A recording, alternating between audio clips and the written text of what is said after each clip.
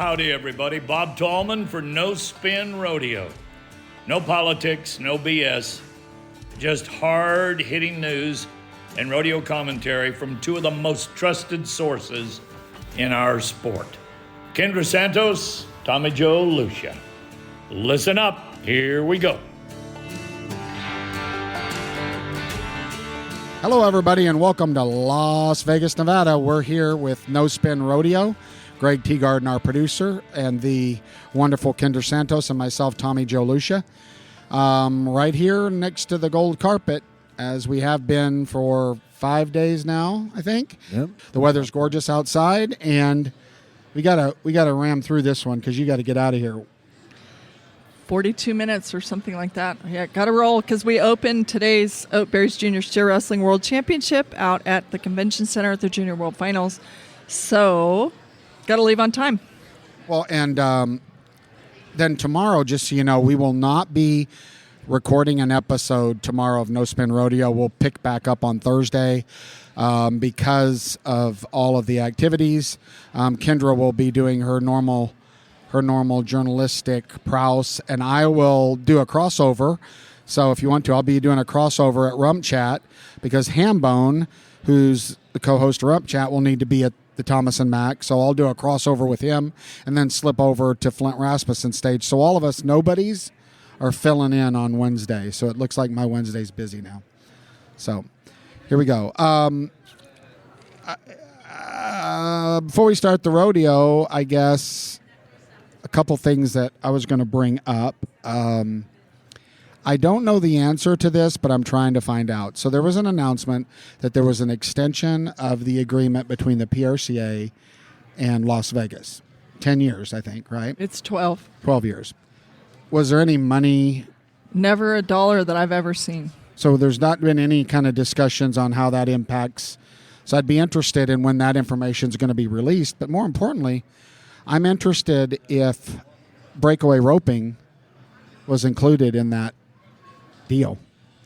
I think we're all waiting on all the details on that. I'm sure there's a reason for releasing it without any details. I've heard the general round number of 25 million, but I don't know the details on it or how it breaks down or what it's really going to mean. So I feel like we just have to sit tight until we get more information. Well, I saw Jackie Crawford posted, and I saw it on the deal. There was someone with a sign in the arena at the Thomas and Mack that said, "Add breakaway roping." And I'm just saying this: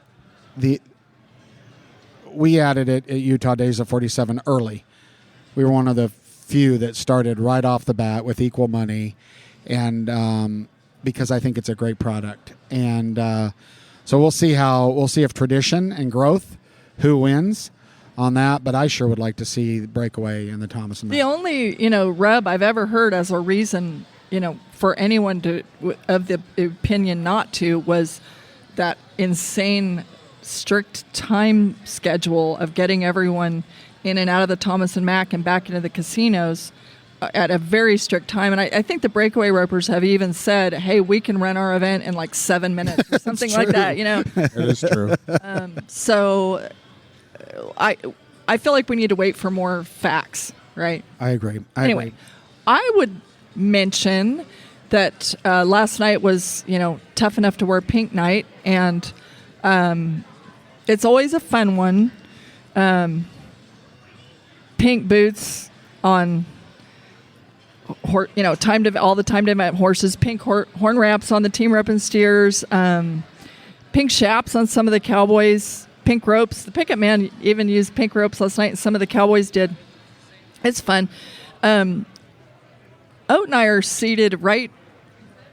We're surrounded by Luke Brown's family this year, and it's really cool. fun. Like we sat with Lightning Aguilera's family at his first finals a year ago, and it really is fun. And the first 3 rounds were rough for Luke, and last night was the first time, not coincidentally, he's the oldest guy here, 49 years old, and he was 3-9 in 1 second last night, and he did come up and sit with us last night after the team repping. That was fun. But back to the Tough Enough to Wear Pink, that sitting right in front of us last night was Terry Wheatley, and Terry Wheatley is the founder of Tough Enough to Wear Pink, and so everybody loves to dress in pink and it's fun and everything, but Terry Wheatley, I've known her my whole life.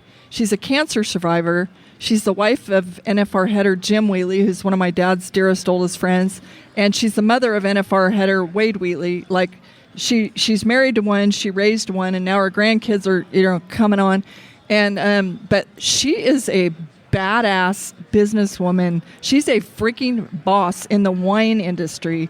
She's like, Tough Enough to Wear Pink is this very cool community service to give back to rodeo and to, her fellow cancer survivors. But Google Terry Wheatley sometime in the wine industry, and she is a boss, and wow. she is a badass. She's a smart lady. And so anyway, it was fun to see her last night. When that arena's pink, it's because it was Terry Wheatley's idea. So anyway, Leighton Berry won the bareback riding last night.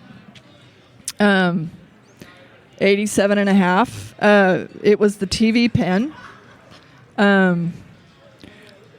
Another bareback riding comment I will say is it was another less than night for Rocker Steiner, 2 in a row. And after, winning the first 2 rounds, he's had a couple, in the 70s. And 19-year-old Rocker, again, took it like a man and walked out of the arena. I was proud of that. Yep. Yeah, right? I saw that. I think I'm not. I think the worst pen of livestock overall has been the bareback horses, in how they're set, how even they are, and even how they buck. I just, if you score a 78 and it takes an 89 to win it, I just wonder, right? So I think I just feel like the bareback horses as a whole have not been as even nor quite given everybody a shot. That's my opinion.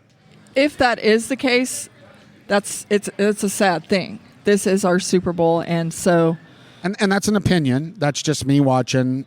The Cowboys pick through the event directors, and animals have off nights, but I've been seeing 4 or 5 in a pen that I'm like, ew, right? Not one. It's a luck of the draw when one has an off night, but I could be wrong. This should not be a luck of the draw situation. It always is. There's always going to be, no matter calves, steers, bucking horses, bulls. There's always going to be, they can't be all the same. They have a right. pulse, so they're not exactly the same. But to give you a chance, so that in the rough stock events, so it's a riding contest. That is, this again, yep. This is our Super Bowl. That's a fair expectation when you've grounded out, all year long to get here. So I agree. With that. And Leighton's a Weatherford, Texas guy, and other than it didn't help my fantasy team.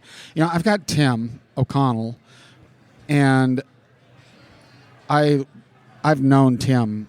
Like, this is one of those age moments, right? Since he was tiny at Three Hills Rodeos. His dad was a pickup man. We were all very good friends, all family dinners behind the chutes.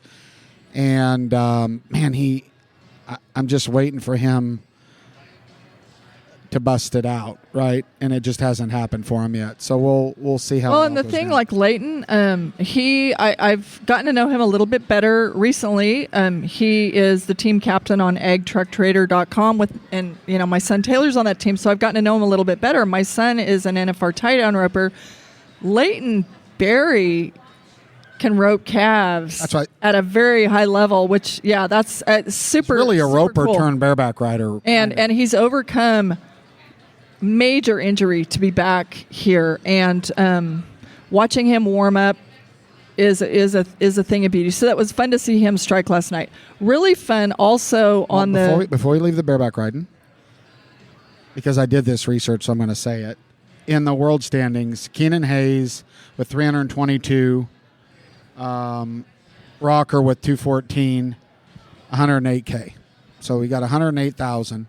And I think I'm going to start kind of watching this, because if you'll kind of watch the average, and I'm looking at this. We'll see. Every day now starts to become more intense on that gold buckle, and it's very difficult, even if you're in this business, to keep up, right? I mean, it's hard, right? With with everything going on. But there's some interesting stories. So that's a pretty big 108K. As we go through this, we'll see is a pretty good lead. Let's talk about the bulldogging. Yesterday was special to me. We had Oat and I here at the South Point in the Grandview Lounge had the welcome reception and back number ceremony for his junior steer wrestling tour. And who showed up but our first champion ever from our inaugural tour in 2017, but Bridger Anderson. And his mama Robin, she is North Dakota Kendra. Like, I've never known a rodeo mom who was so much like me. And we look at it all the same. We're both like staunch, may the best man win. We cheer for everybody's kids. Like, we can't love our kids more, but we're so happy for whoever wins because they deserve it. And anyway, I love these people, but they showed up and made the effort to come back, to part of where he started. And by the way, like, Bridger won our junior steer wrestling tour title in 2017 on a horse, his horse Whiskers. And that's what he's riding here at the finals. And this, it shows part of the youth, again, these kids getting on big stages and then they show up on the biggest stage and they feel like they've been there before. But Bridger, another thing about Bridger, Clayton Haas, NFR steer wrestlers, hazing for him.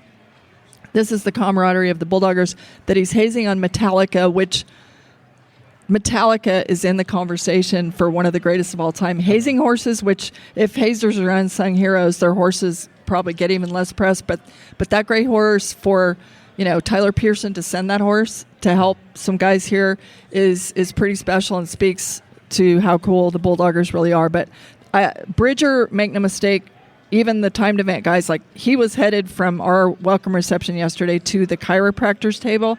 So, aches and pains aren't just for rough stock riders. Since we need in the bulldog, and it usually, now you can correct me because I would consider you the timey of the two of us, but you'll see slips and mistakes and tie down and really guys gunning and the team roping and big changes.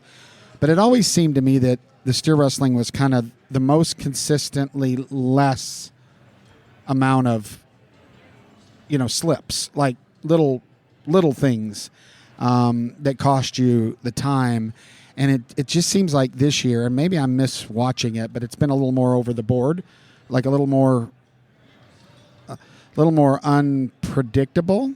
Is that like fair? No one has just taken the wheel and dominated? Yeah. No, Yeah. and you see some slips from guys that you're like, that is not, Well, wouldn't expect. yeah, little things can happen. And also sometimes, I'm no bulldogger, but I sit with one every night. And, sometimes, it's just, if you just get in a hurry a little bit and then it goes south tough. It's just like getting a late, if you don't get out of the barrier here, it just dominoes into hard things, and that are, the back end comes so fast. So we better keep rolling because we got to get out of here. But Clint Summers and Jake Long have won 3 of the first 4 rounds in the team roping, and I have no idea how many people went after them in the fantasy I did. league. Did you? Oh, you're smiling right now. Yeah, Marrying me. So that's all you've got for money, really. Pretty much. you don't often like Kai Hamilton, who's 4 for 4 in the bull riding, is the current leader of the Top Gun Award, but you don't always see team ropers dominate so strongly here that they're giving.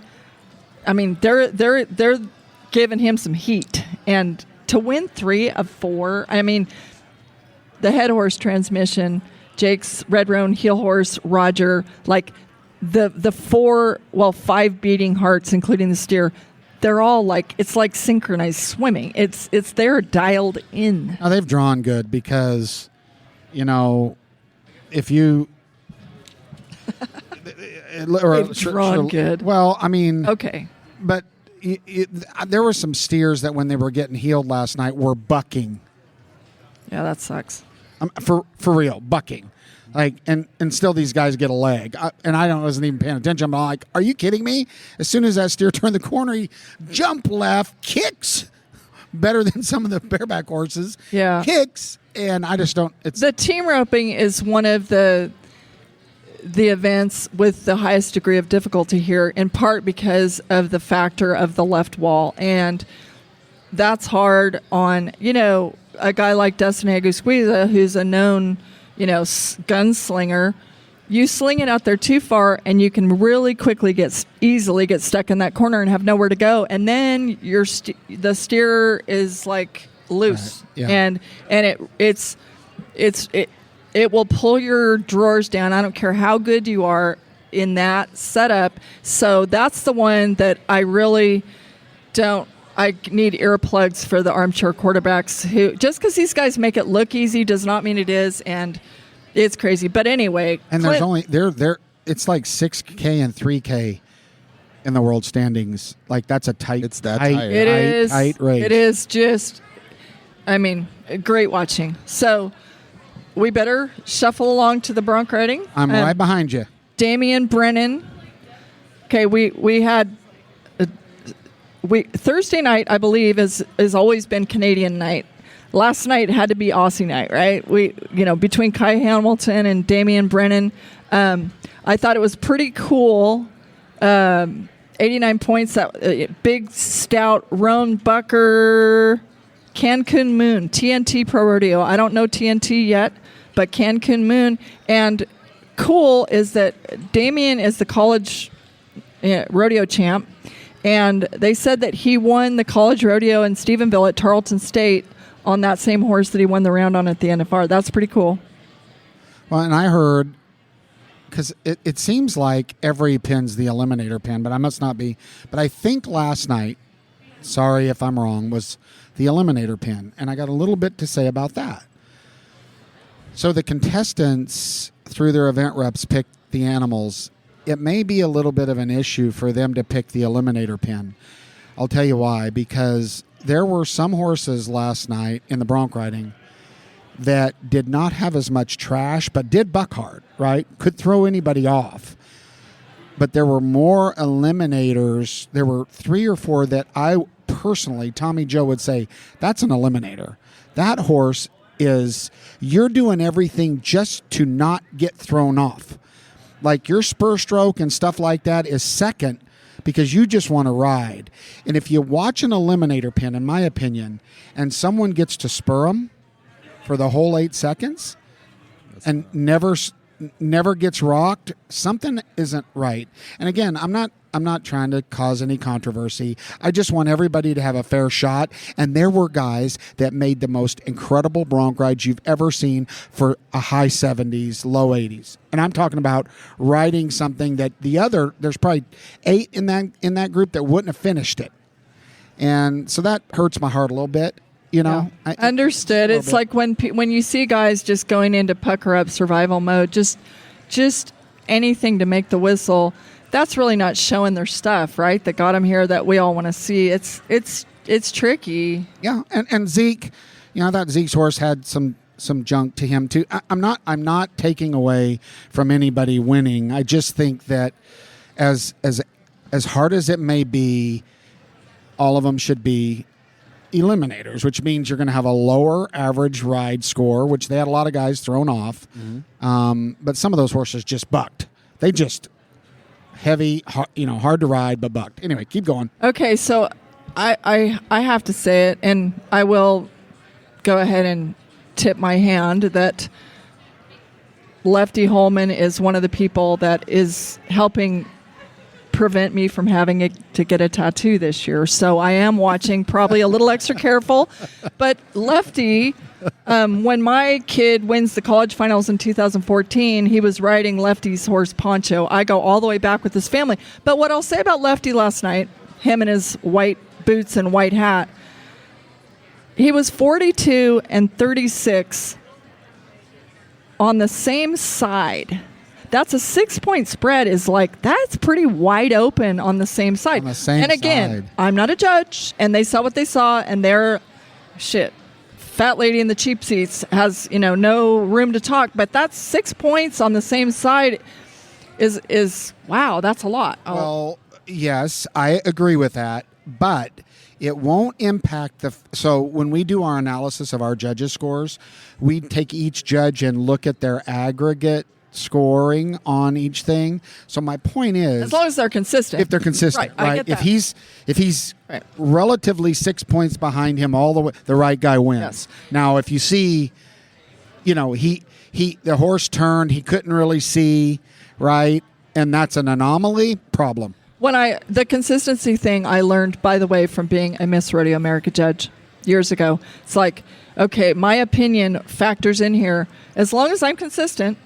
Correct. It doesn't matter. So fair enough. Okay, let's talk tie down roping.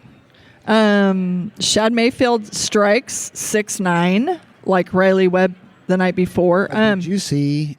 He even had a bobble on the tie. He could have been faster. Like I just wonder what that run would have been like. That's Money Mayfield's way. Those guys, we've seen it a few times this week where somebody with a little bit of a hitch, John Douch had a little tiny hickey on his tie. That's right. When he wins the first round. Those guys are so fast, they're so strong, they're so fearless, and they keep moving forward. And that's the whole, there have been people over the years we've seen, if one little thing goes wrong, and they basically throw their sucker in the dirt. But, that's a perfect segue into my comment about what Shad is riding here. Her name's Lollipop, bay mare that he bought from Andrew Burks. Andrew Burks barely missed I feel like he was from maybe Mississippi. I'm not 100%. Really nice kid, really talented kid. Lollipop was his ace, and now Shad has her, but she's looking pretty shiny, and she's been a big help to. Well, and the other thing for the maybe casual rodeo fan that when I watch tie down here, how these guys handle their slack. What am I talking about? These cattle these cattle are unique, and when they rope the calf, they and by the way, they're experts at this. They throw extra rope at exactly the right spot to exactly the right time to accomplish a couple things. They want that calf standing. Somebody's like, well, no. They want that calf standing when they come down the rope, and not only standing, but turned so that their flank works. And all these little pieces to what these and again, everybody knows I don't handling your slack is one of the tiny unbelievable intricacies that separates the men from the boys in the tie down roping as fast as it's gotten. Another thing to say about last night's tie down roping, a couple things. Shane Hanchy got on his third horse of the week, and I thought he brought his other one back. I didn't know that was the third. Well, he started on his horse of the year, right, Bugsy. Then he got on a Sorrel. Now he got off Bugsy because sore, injured. Or I didn't hear that. I think he was just trying to turn the tide a little bit. And last night, Hanchy and Ty Harris got on. I believe his name's Logan Bird. He's from Canada. This little buckskin horse by the name of Peso, I believe, is his name. And that horse is one of those little aces. There was a little buckskin they called Jaguar years ago that, Trevor and Tuff Cooper, and it was like this old like transmission here is being in the team roping. So, they just bring in Old Faithful, or like way back, Chad Masters getting on that old gray horse, having him hauled overnight from Arizona, the horse named Handsome, and then he sets the world record with Jade Corkle 3-3. Like, these old salt horses are just the coolest. I will also say we've talked about running the extras. Last night, Hunter Heron had to run the extra, and he got kicked. And that I'll just say that, they opened the gate when he didn't nod or whatever. It was inadvertent, accidental thing that happened. But we go back to the importance of these young people who run the extras after the rodeo each night to keep the runs even on them. I hate to see it's no different than a reride in the rough stock, right? Like even if you get a reride, you want the guy to have a chance, Right. and you don't want to see anybody taken out by something that just doesn't fit the herd at all. Oh, agree. So they pull him? They what? Did they pull? No? Did they pull what? He ran the extra and he got kicked. Okay. So Okay. it just to me, it's like an eliminator in the rough Right, stock. that's He what had I'm saying. Right. and so that nobody wants to see that. But surely in this great big world, we can find 16, 17, 18 calves and steers that are somewhat. I mean, they're never going to be exactly the same, but It's the same to thing not I'm be talking about kicked, in to the- not have a stopper, to not have a kicker, that shouldn't- seems fair. You shouldn't draw yourself out.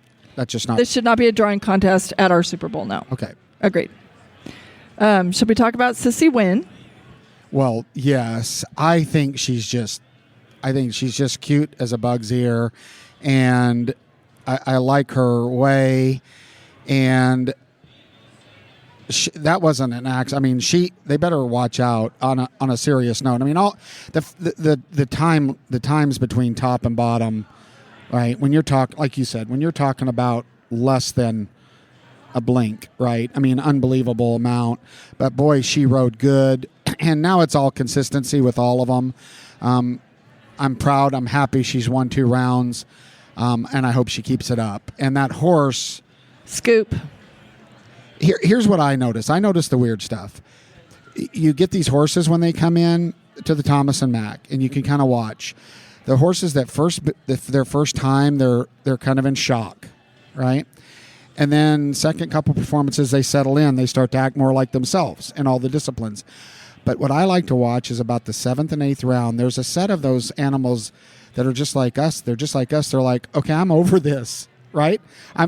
I did this good, but really? We're going to do this 10 times? And yeah, I thought this was cool a few times. So I always watch, on all these guys that have their second half of their team as their horse. And I think that's why the transmissions in these, it makes me wonder if they're not like, oh yeah, this is a long run, guys. They look over the stall and go, oh yeah, hold on, it ain't over for a while. You might as well just settle in, right? Transmission was settled in before he got here. That's the coolest thing about them. Like, he's not wide-eyed here. He's just like, let's go. And so Sissy is so teensy-weensy, and she's on that huge sorrel horse. It's pretty cool. And Sissy was last year's best dressed, so always she's, looks great. Yeah. So this was her second round win of the week. Something that stuck out to me, Summer Cosell, I met her the other day in our travels to the Casey Tibbs Museum in South Dakota, where she was inducted along with Oates' family the other night. Cowgirl. I very first noticed her and how she rides at Cheyenne. I believe she set a record at Cheyenne in recent years. But last night, I don't know how many people noticed it, her reins came up over the head of her horse. She was without power steering. And to watch her navigate that, she was using her legs heavy. But when you have your reins up over your horse's head, it's on one side of the neck. And what barrel was that? It happened around the second, I think, but she had zero power steering on the third barrel.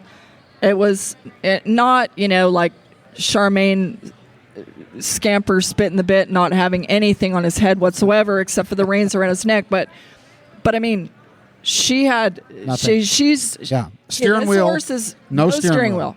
Yep. And yet she keeps kicking, she keeps hustling, and she whips him out of the arena like that is a cowgirl. Well, and the only little tidbit, congratulations to Brittany. I'm pretty sure that last night put her over the $1 million mark for NFR earnings, the 4th woman to do that. So congratulations to Brittany. Super cool. And Brittany being, of course, one of only 3 barrel racers ever with Sherry Servey and Lisa Lockhart to win over $3 million in a career. But to win over $1 million in this arena, yeah, that's real. Pretty spectacular. That's real. So Stetson Wright's best friend is doing pretty well in the bull riding. Kai John. Yeah, Greg, so it was the same thing on the bull riding. It was kind of more of what I expected to kind of start happening with some of these younger guys.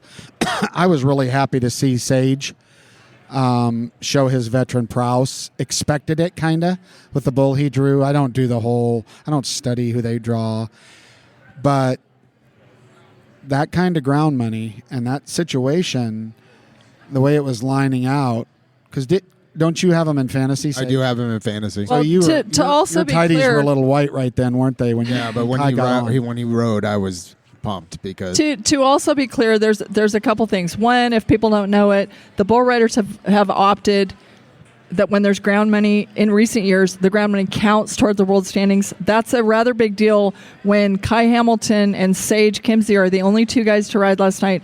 Kai Hamilton, instead of winning $30,000, he won $52,746, and it all counts.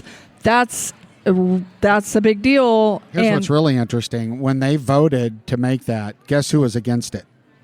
Sage. Because they did it. They did it when Sage was dominating, right, to give him a chance. And now it worked in his favor, right? And so it's interesting how all of that depends on your perspective on what you think's the best rule has a lot to do with where you're setting. I also will say this for Sage Kimsey. The night before in round 3, Trevor Brazil's words were going through my head on Sage handling the fact that he did not get a re-ride when I think virtually everyone thought he would. His brother Trey got a re-ride and capitalized. Sage was waiting for the re-ride in round 3, and it didn't come. For whatever reason, what he felt and what everybody seemed to see, again, it's so easy to see things, when you get to watch a replay on the big screen. But the judges, for whatever reason, didn't see it. But Trevor Brazil always has said, to make it in rodeo, you have to have a short memory. So to Sage's credit, I promise you, his blood pressure pumped very hard in round 3 to not get the re-ride he felt he deserved.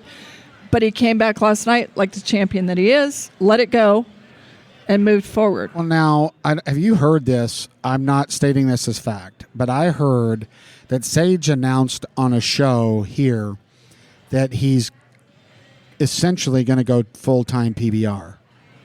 Have you heard anything? I've seen him saying he is going to go to the PBR.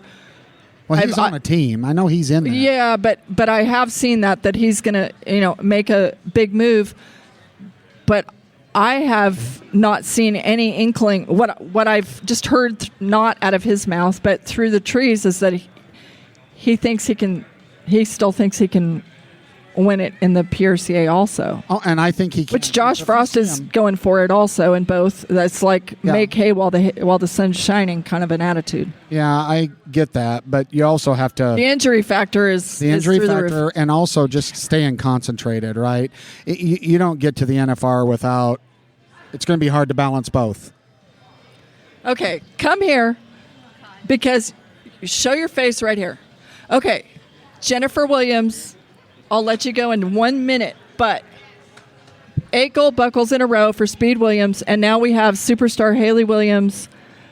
This one here is the one behind the wheel with the camera, every practice run, every run in the arena. She's like, what did I call you? The Williams Wonder Woman. She's it. I don't know if I go that far, but The humble, she's who makes it happen. And when we're watching Gabe here at the NFR, Gabe Williams in a few years, she'll be running the camera for him too. Her kids are lighting it up right now, and Speed lit it up right now, and it's because of Jennifer.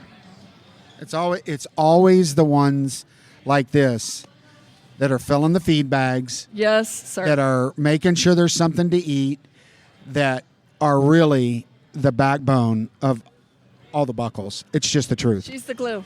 Carry on. Good to see you. Go get to work. Oh, and by the way, I have her daughter on the Rodeo Deep Dive show today with Amy Wilson from 1:30 to 2 at the Convention Center live on the Cowboy Channel. Today's show is Big Boots to Fill, and we have Marcus Terrio, son of 1994 world champion tie-down roper, Haley Williams, Speed and Jennifer's daughter. Yep.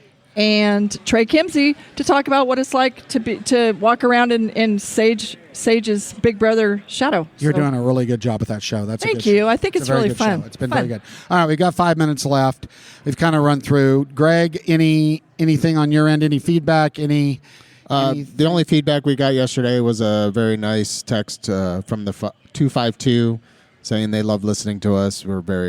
They love the inside information that they get. So, and for those of you who want to provide some feedback, text us at 817-668-2395 or email us at nospinfeedback@gmail.com, and we appreciate all types of feedback. Okay, we have 5 minutes left. Oat, you get talked about more on this show than anybody, so get over here. He's giving us daggers like it's time to go. No, I asked him before. I said 10:30, right? You said right. You want to sit here? It is officially 10:24. Yeah, but I'm on Lombardi time, you know. So, it's always 10 minutes earlier, you know. So, tell us. Today's opening day of the Oatberries Junior Steer Wrestling World Championship over at the Convention Center. 45 of the greatest rising stars, like the Bridger Andersons, like this year's Rookie of the Year, Cash Rob's been one of our stars. It's where the next round of the Bulldoggers are coming from, and it's cool. Well, what you guys do to cultivate the next generation, we can't take for granted. But I'm interested in this. So, is there ever at any point in the next 5 days when you're staring us down on this, if there was ever a really funny or weird moment with Kendra in the last 24 hours, the finger. Yeah. So what was your How can you get hurt going to the bathroom? How do you like she said she bled, got white. When she came out, were you like, what's going on here? Yeah, I don't have a whole lot of sympathy for a cut finger. Yeah, for a cut finger, I'm like, get over it. Let's go. I'm always in a hurry. I'm always trying to get to the next place, and may not have the most patience of anyone, and so But she's short-winded. I mean, yeah, she's But quick with every I step over 5 saddles to get in bed every night. Well, and all the other stuff. Come on. Yeah, that's cool. That's cool. Well, you guys are a cool couple, and so we wanted to, tell us what's your predictions. Any kids that you're looking at in this deal that you think, hey? I mean, we have so many. The talent level the last 6-7 years that we've been doing this is just through the roof. Landers White, Rookie of the Year this year, last year, and Cash Rob and Bridger Anderson and the Swallow Boys, and there's so many different athletes coming on. Steve Duhan's grandson, Sam Schaffner, is right at the top of the leaderboard this year. Cole Pugh. I can just go on and on. Tad Williams, a boy from Utah, is just 16 years old and has as much talent. I mean, he reminds me of a Tyler Wagenspec. And, oh, wow. And, I mean, he has the style, he has a work ethic, and these guys are before long, like I said, just a few short years, they'll be across town here at the Thomas and Mack. A couple quick questions.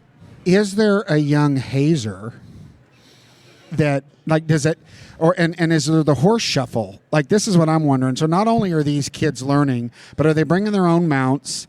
Are they bringing their own hazers? Is Hazer's dad? Is it, is there big time talent in there? How does that work? Yeah, a lot of these, most of these kids are in high school, a few of them in college already, and you know how it is when you was in high school. Most of the time at the high school rodeos, the dads do the hazing for them, and and it's hard to say sometimes, but sometimes dad should stay home. That's what I was kind of getting at, right? But yes, there is a lot of the kids that haze for each other, and that's just part of the learning process. And they may not be the greatest right now, but this is how you learn. You just get out there and start. And also, we're seeing that at the Thomas and Mack because Remy Parrott, his big brother Rowdy Parrott's an NFR Bulldogger, but Remy Parrott is here hazing for Tyler freaking Wagaspack. Yeah, and You know. and Remy competed in our tour a few years ago, and also hazed for a lot of kids in that tour. So I mean, he learned at a young age not just how to steer wrestle, but how to haze, and now he's one of the best in the business. And yes, I think there'll be some of these kids that not only bulldogging, but they'll be hazing at the Thomas and Mack before long. Well, and to put a button on this, because we're out of time, but do you guys cultivate, the steer wrestlers have a culture. There is no doubt. There's not a thicker group in this industry with each other's back. Do you cultivate that? Do you train that also? I think so. When and that's when Tyler and Rowdy and them guys were young and come and stayed with me, and and I think you teach that. Not only do you go practice together, but hopefully they you lead by example, and they watch like I did with Roy Duval. Roy was kind enough to let me rodeo with him for a lot of years. Roy and his brother Bill and Sam and you just you learn from watching them and being around them, and it's just it's like you said, it's a brotherhood, and take it for granted. We're going to do everything we can to help each other, but when I back in there, I'm going to try to beat your ass. And not only having each other's backs and helping each other, may the best man win, like hazing for each other, letting people ride your horse, whatever it is, but the no excuses, and like, Tyler, when he was young, lived with Oat. Well, Cash Robb, this year's Rookie of the Year, spends a ton of time at Tyler Wagasback's, and that's how bulldoggers are. It's like they take the next one in and they pass it on, and it's not just the camaraderie, but the winning, and we're going to outwork everybody. You can't do this forever, so don't keep it to yourself. Pass it on, help the next generation, and give back to the sport that was so great to us. Yeah. Well, we're out of time.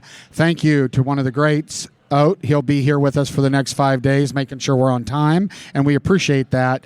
Hey, that's it for this episode. We're taking tomorrow off. 2 performances, around 6 and 7 tomorrow, right? Then we get back into the regular round things. So we'll be taking tomorrow off, and so we'll be back here on Thursday morning with our next edition of No Spin Rodeo. Thank you all for joining us. Thank you to the South Point Hotel and Casino. Thank you, Mr. Teagarden, Kendra, Oat. We'll see y'all Thursday. We're out.